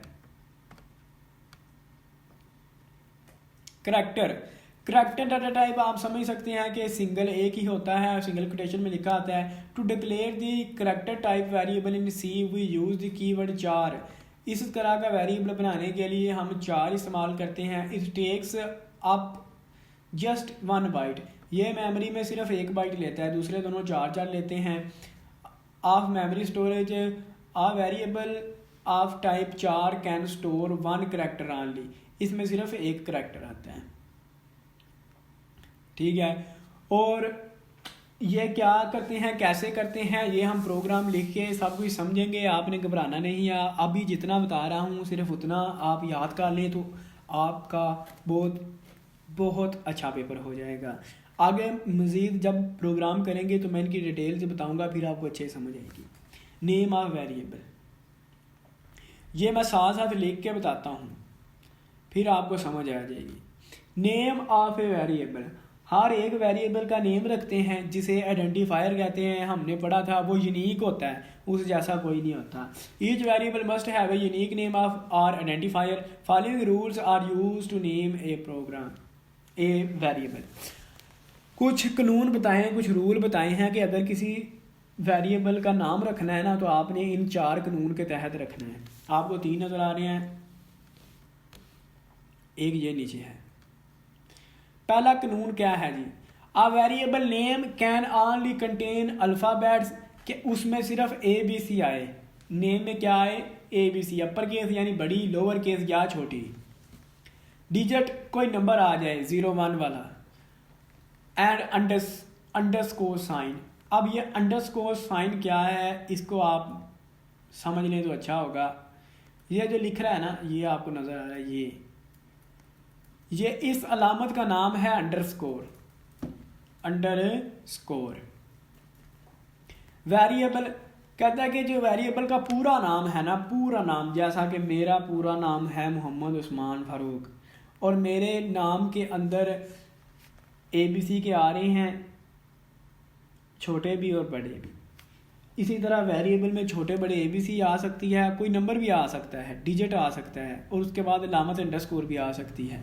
इसके अलावा कुछ नहीं आ सकता, इन तीनों के अलावा स्पेस भी नहीं आ सकती, ठीक है। दूसरा रूल क्या है, variable name must begin with a letter or an underscore, क्या वेरिएबल का नाम जो शुरू है ना, वो शुरू होना चाहिए किसी लेटर के साथ, छोटी या बड़ी ABC का कोई भी हिस्सा हो, या अलामत अंडरस्कोर, या इस अलामत से। It can not begin with digit, digit के साथ कोई वेरिएबल का नेम शो नहीं हो सकता, जैसा कि मैं लिखूं इधर 9 अली, तो ये इनवाइलिड है, ऐसा नहीं कर सकते, क्योंकि ये शुरू हो रहा है एक डिजिट से। ये शुरू हो सकता है ABC से या अंडरस्कोर अलामत से। डिजिट आ सकता है लेकिन पूरे नाम में यहाँ कहीं भी आ सकता है, फर्स्ट पे नहीं आ सकता। रिजर्व वर्ड जो हमने ऊपर पढ़े थे, can not be used as a variable name, यानी उनको हम वेरिएबल के नाम के तौर पर इस्तेमाल नहीं कर सकते। चौथा है जी, there is no strict rule on how long a variable name, कहता है कि कोई भी कानून नहीं है, कोई ख़ास कानून नहीं है कि वेरिएबल का नाम कितना लंबा रखा जाए। But we should choose a concise length of variable name to follow good design practice, लेकिन हम अपने प्रोग्राम को अच्छा बनाने के लिए नाम छोटा ही रखते हैं। ये 4 रूल हैं जी। अब इनकी एग्जाम्पल दी गई हैं कि कौन कौन से वेरिएबल ठीक हैं, नेम कौन कौन से नहीं हैं। तो अब आपको अच्छा क्लियर हो जाएगा। यह देखें, हमने पढ़ा था कि शुरू में अंडरस्कोर आ सकता है जी, ये जो आ गया ये फिर ठीक हुआ, और आगे ABC लिखी हुई है, और आगे ये देखें यह उसने ना कॉमा लगा दिया है। कॉमा तो आ ही नहीं सकता, या तो आ सकती है बड़ी ABC, या छोटी, या कोई नंबर, या फिर ये अंडरस्कोर अलामत, कॉमा नहीं आ सकता। तो ये वेरिएबल नेम क्या हो गया, क्रॉस हो गया, ये वेरिएबल नेम गलत है। दूसरा लिखा हुआ है वन वार, तो हमने पढ़ा था कि पहला जो हिस्सा होता है ना वो कोई डिजिट नहीं हो सकता, तो ये तो इसने रूल तोड़ दिया ना, तो ये is not a variable name, ये भी गलत हो गया। आगे तीसरा है जी शुरू वाला ABC का ही हिस्सा है, ठीक हो गया। अगर पूरे नाम में देखें कहीं भी कोई भी और लामत नहीं आ रही, सिर्फ एक ही लामत आ रही है अंडरस्कोर, और ABC आ रही है, तो अंडरस्कोर और ABC पूरे नाम में आ सकती है, ये पहला रूल है, तो ये गुड हो गया, ये ठीक है। ये देखें ना पढ़े ऊपर, अल्फ़ाबेट्स अपर केस और लोअर केस, और डिजिट आ सकता है पूरे नेम में, अंडरस्कोर आ सकती है, तो ये गुड, ये ठीक है वेरिएबल नेम। और उसके बाद शुरू में A आ गया, ये भी ठीक है, और उसके बाद 23 आ गया, ब्लू आ गया, ठीक है जी, ये भी नाम हो सकता है, क्योंकि डिजिट शुरू में नहीं आ सकते, 0 से 9 तक जो डिजिट हैं दरमियान में कहीं आ सकते हैं, तो ये दरमियान में आए हैं, शुरू में नहीं आए, तो ये भी ठीक है। और ये फ्लोट उसने वेरिएबल नाम रख दिया है, ये हम नहीं रख सकते, ये गलत है। क्यों? क्योंकि फ्लोट एक रिजर्व वर्ड है जो कि फ्लोटिंग पॉइंट डिक्लेयर करने के लिए इस्तेमाल किया जाता है। इधर हमने पढ़ा है, ये देखिए, declare a variable of type float use the keyword float, ये एक कीवर्ड है फ्लोट, ये एक रिजर्व वर्ड है, इसको हम वेरिएबल के नाम के तौर पर इस्तेमाल नहीं कर सकते। ये रूल नंबर 3 है, reserve word can not be used as a variable name, तो ये इसको वेरिएबल का नेम नहीं रख सकते। दूसरा आ गया केस, ये भी गलत है, ये केस भी एक कीवर्ड है, रिजर्व वर्ड है। अगर हम रिजर्व वर्ड के चार्ट में जाएं तो मैं आपको दिखाता हूँ, ये रिजर्व वर्ड, इधर आपको केस मिल जाएगा, ये लिखा हुआ है, तो इसको भी हम वेरिएबल का नेम नहीं रख सकते, केस वेरिएबल नेम नहीं हो सकता क्योंकि ये कीवर्ड है।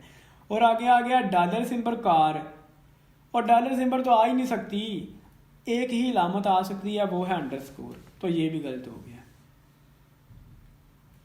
दूसरा नेम, तो नेम हो सकता है क्योंकि नेम कोई भी कीवर्ड नहीं है, तो ये वेरिएबल नेम हो सकता है। आगे बराबर कलर, तो बराबर जब अलामत आ ही नहीं सकती अंडरस्कोर के अलावा, तो बराबर कहाँ से आ गया, ये भी गलत है। और F बड़ा फ्लोट, ये वेरिएबल नेम हो सकता है, हम चेक कर लेते हैं। वेरिएबल ऐसे डिक्लेयर करते हैं, इधर मैं लिखूंगा इंट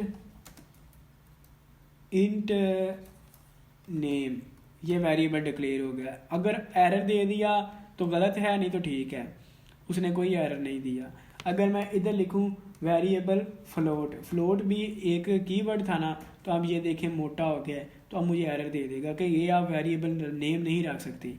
अगर मैं एफ फ्लोट लिख दूं तो इसे मैं रख सकता हूं क्योंकि ये कोई कीवर्ड नहीं है, देयर इज़ नो एरर।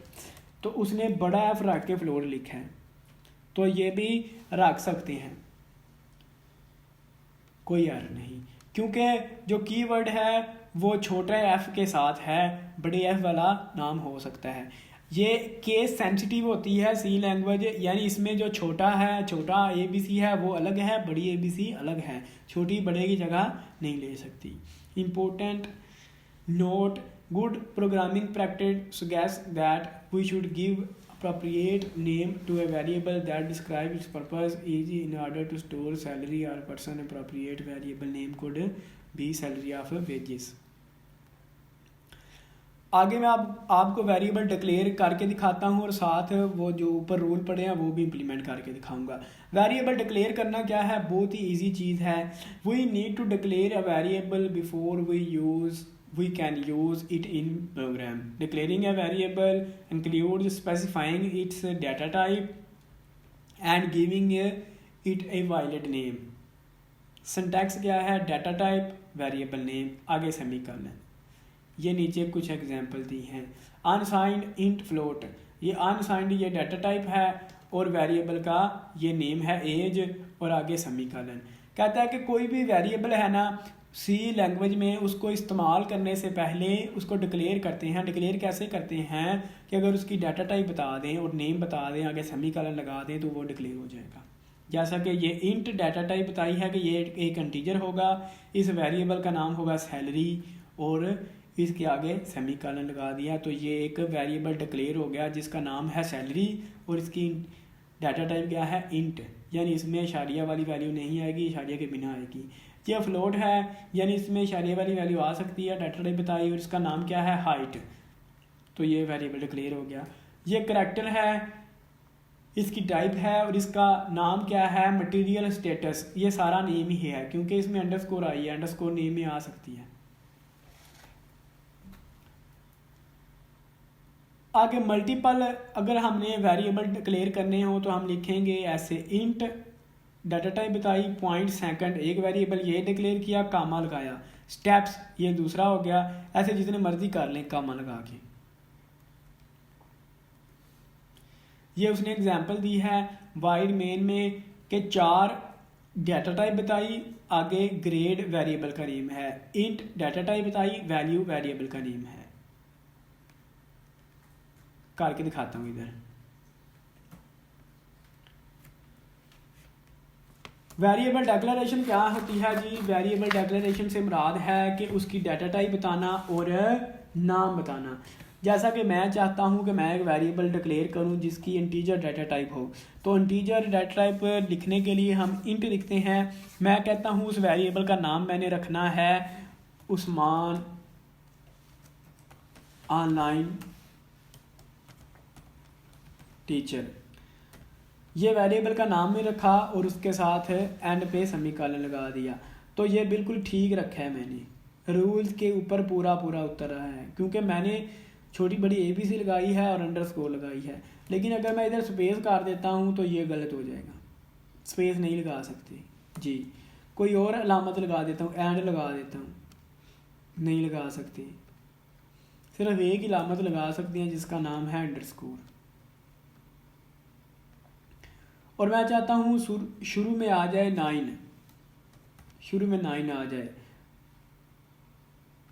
और आगे मैं अपना नाम लिखना चाहता हूँ 9 उस्मान, तो ये नहीं चलेगा। क्यों? हमने रूल पढ़ा था कि शुरू में हम कोई हिंसा नहीं लिख सकते लेकिन अंडरस्कोर लिख सकते हैं, आप चल जाएगा। ये देखें नो एरर। मैं चाहता हूँ इधर 9 लिख दूँ, आप बताएं चलेगा कि नहीं?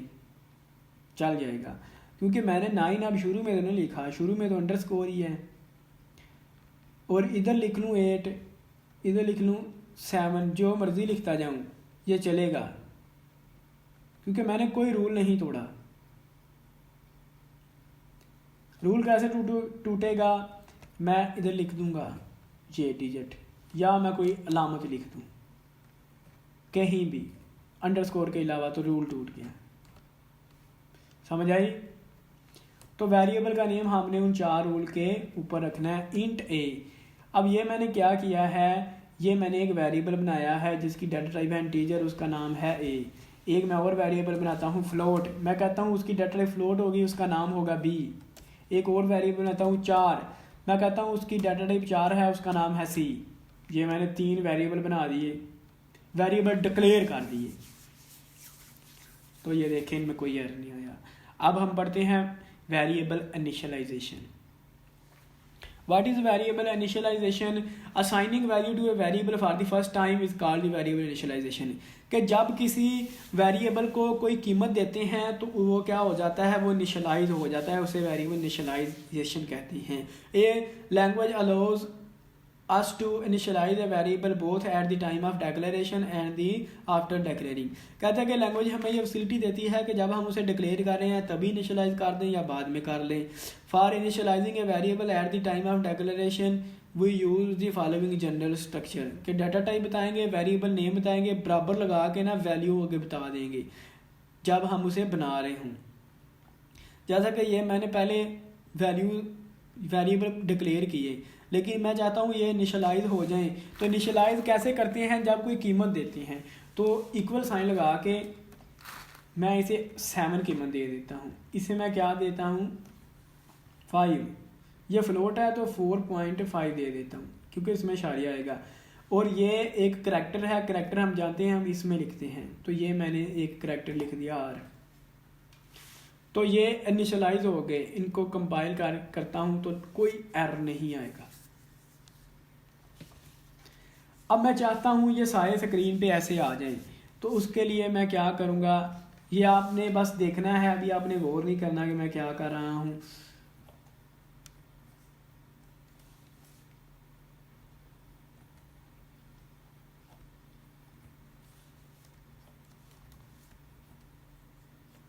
प्रिंट एफ क्या करता है, स्क्रीन पे लेके आता है।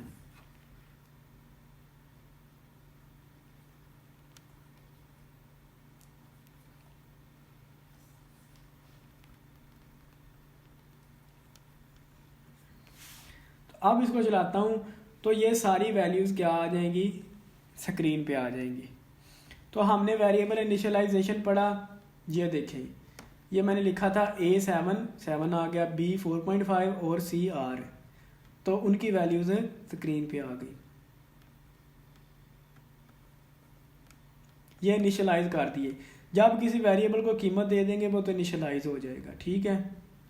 ये एग्जांपल देख लें, 4 ग्रेड इंट वैल्यू 25, ये डिक्लेयर किया है, variable name is declared, variable value is declare and initialized, grade is equal to A, variable grade is initialized. तो ये वेरिएबल डिक्लेयर करना था। हम ऐसा भी कर सकते हैं, जैसा कि ये मैंने लिखा ना A इज इक्वल टू 7, तो इधर से मैं ख़त्म कर दूं तो मैं इधर भी कर सकता हूँ ऐसे, A इज इक्वल टू 7, इससे भी ये बिल्कुल ठीक चलेगा। कहीं भी डिक्लेयर इधर कर लो, इनिशियलाइज इधर कर लो, फ़र्क नहीं पड़ता। 76 दे देते हैं, लेकिन इधर फिर कोई इंट उट नहीं लिखना आपने, क्योंकि एक दफ़ा लिखना है बस, डिक्लेयर एक दफ़ा करना है। एग्जीक्यूट करूँ बिल्कुल ठीक चलेगा।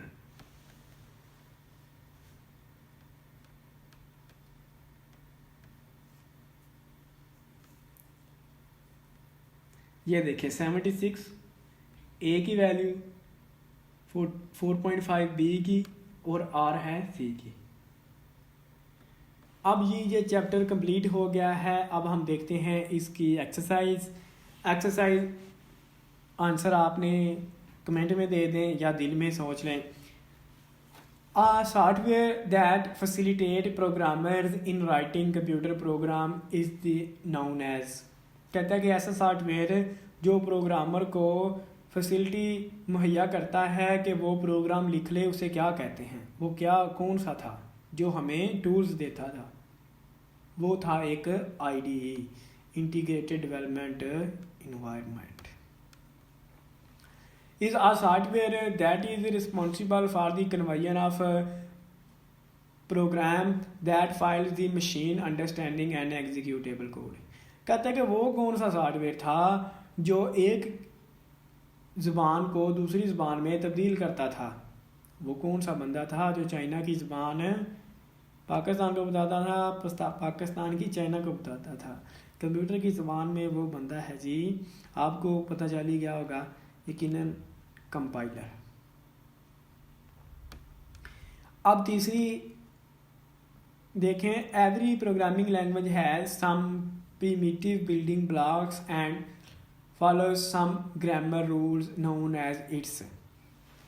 कहता है कि हर एक लैंग्वेज में कुछ रूल्स होते हैं, कुछ ग्रामर रूल्स होते हैं, उनको हम क्या कहेंगे, आपको याद आ रहा होगा, उसको हम कहते हैं लैंग्वेज का syntax. A list of words, कहता है कि वर्डों की list that are predefined, जिनका मतलब पहले से पता है कंप्यूटर को, कंपाइलर को, and must not used by programmer to the name his own variable known as, और जिनका नाम हम वेरिएबल नाम नहीं रख सकते। वो कौन से होते हैं, यकीनन आपको याद आ रहा होगा कि वो तो रिजर्व वर्ड होते हैं कि जिनको हम वेरिएबल के नेम में नहीं रख सकते, ना अपने किसी और काम में इस्तेमाल कर सकती हैं। और आगे देखें जी, include statement are written in section. कहता है कि जो इंक्लूड स्टेटमेंट लिखते हैं वो किस सेक्शन में लिखते हैं। 3 सेक्शन हम पढ़े थे, हेड सेक्शन, बॉडी सेक्शन, और उसके बाद हमने पढ़ा था मेन।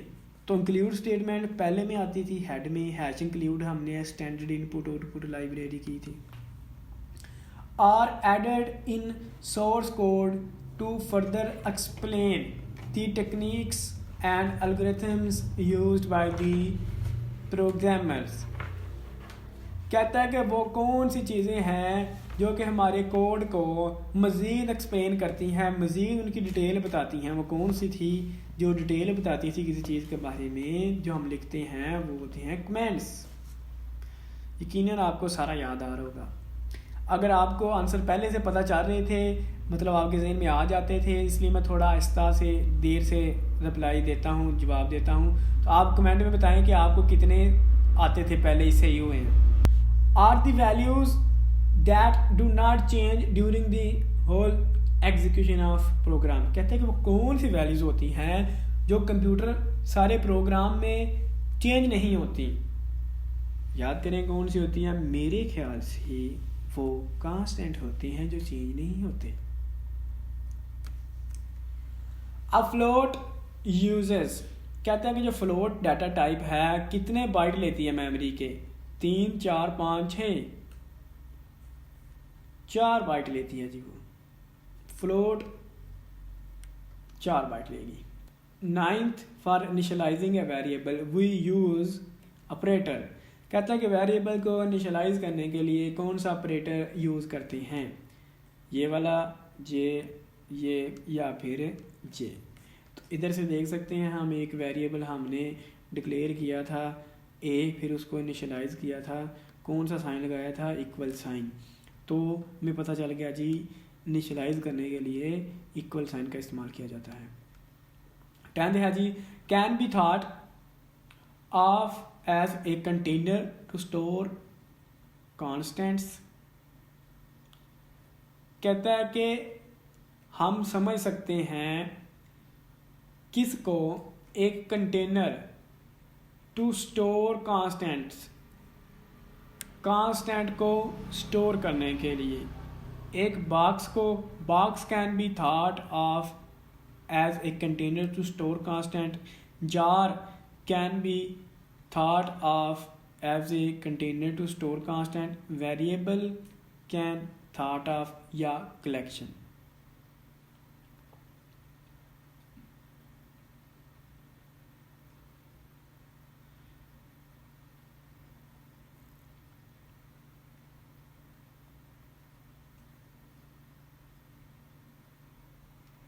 मेरे ख्याल से इसका आंसर है B, jar can be thought as a container to store the constants.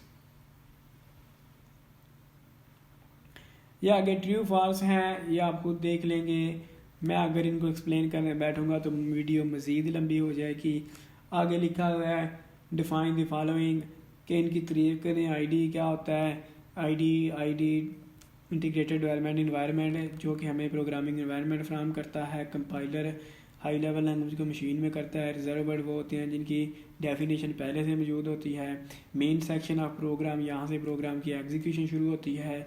4 data type एक बाइट लेती है और एक ही इसमें सिंगल कोटेशन में कोई भी वेरिएबल स्टोर हो जाएगा। Briefly answer the following question, why do we need a programming environment. Programming environment की ज़रूरत होती है क्योंकि हमने प्रोग्राम लिखना होता है, फिर चलाना होता है, एडिट करना होता है, कंपाइल करना होता है, डिबग करना होता है प्रोग्राम, इसलिए प्रोग्रामिंग इन्वायरमेंट ज़रूरी है। Write the steps to create a C program file in ID of your lab computer. तो ये ज़्यादा ज़रूरी नहीं है question. Describe the purpose of a compiler. इसका जवाब ये है कि आप यहाँ फाइल पे जाएं, न्यू पे जाएं और सोर्स फाइल बना दें, या Ctrl+N प्रेस कर दें। Describe the purpose of compiler. Compiler क्या करता है, ये ऊपर हम देख चुके हैं। कंपाइलर कन्वर्ट करता है। List down the 5 reserve words, कि 5 रिजर्व बता दें। आप इंट बता सकते हैं, फ्लोट बता सकते हैं, 4 बता सकते हैं, वाइड बता सकते हैं, मेन बता सकते हैं। 5 आपने बता देने हैं उन सब लिस्ट में से एक। Discuss the main parts of the structure of C programme.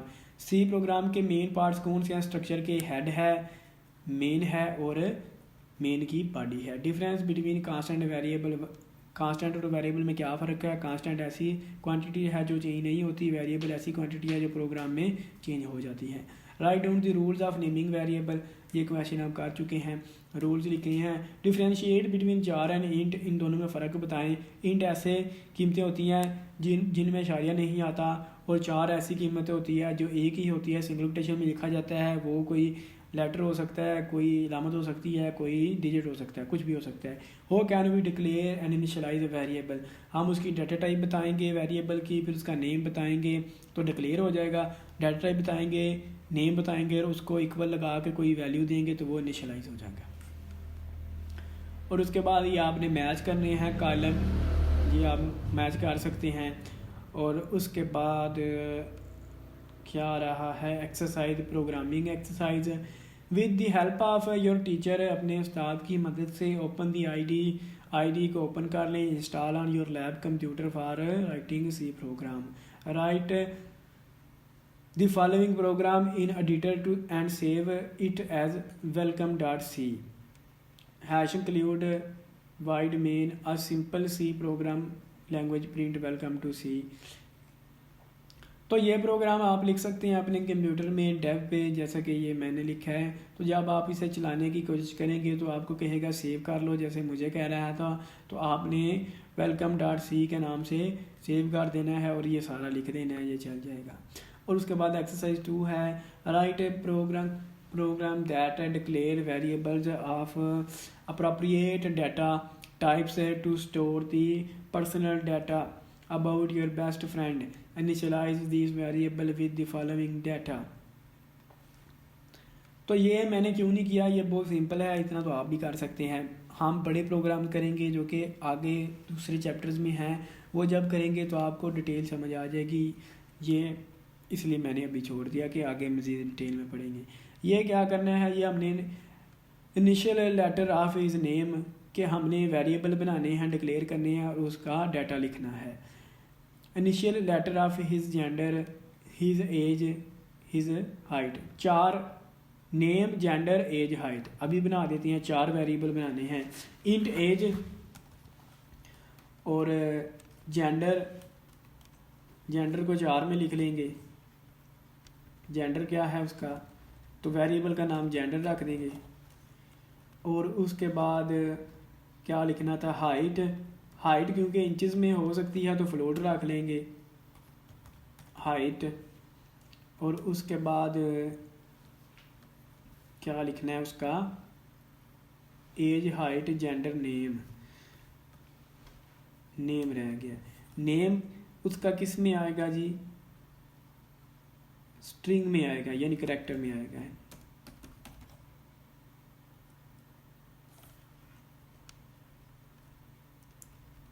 तो इसकी इधर लेंथ दे देंगे।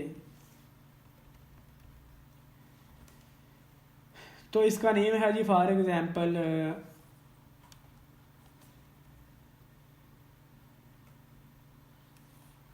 ए। इसकी एज है जी 15 साल। इसका जेंडर है जी एम यानी मेल।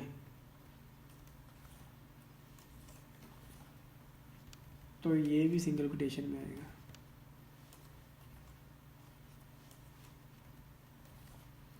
क्योंकि ये करैक्टर है। इसकी हाइट कितनी है जी, इसकी हाइट 5.8 है। ये इतना सा काम था, ये कर दिए। और इसी के साथ ये चैप्टर ख़त्म हो गया है। उम्मीद करता हूँ दोस्तों आपने ये चैप्टर बहुत ही इंजॉय किया होगा और आपको हर एक चीज़ अच्छे से समझ आ गई होगी। फिर भी अगर किसी स्टूडेंट को कोई इशू है तो आप मुझसे कमेंट में पूछ सकते हैं। इंशाल्लाह मैं आपको ज़रूर रिप्लाई करूँगा। और अगर किसी स्टूडेंट को ये बुक चाहिए, ये नोट्स चाहिए, ये बुक सारी, तो आप फिर भी व्हाट्सएप नंबर पर रब्ता कर सकते हैं। मैं आपको ये बुक भी सेंड कर दूंगा। मेरा फ़ोन नंबर नीचे डिस्क्रिप्शन में होगा, आप वहाँ से देख सकते हैं। और इसके बाद अगर आपको वाकई ही ये लेक्चर पसंद आया और आपने एंजॉय किया है तो मैं आपसे एक रिक्वेस्ट करना चाहता हूँ कि इस चैनल को सब्सक्राइब कर लें।